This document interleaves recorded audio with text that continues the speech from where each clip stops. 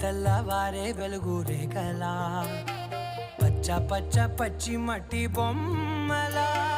అల్లి బిల్లి వెన్న పాల నురగలా అచ్చ తెలుగు ఇంటి పూల కొమ్మలా దేవదేవుడే పంపగ ఇలా దేవతే మా ఇంట అడుగే పెట్టెనంట బ్రహ్మ కళ్ళలో కాంతులే మా అమ్మలా మా కోసం మళ్ళీ లాలి పాడేనంట.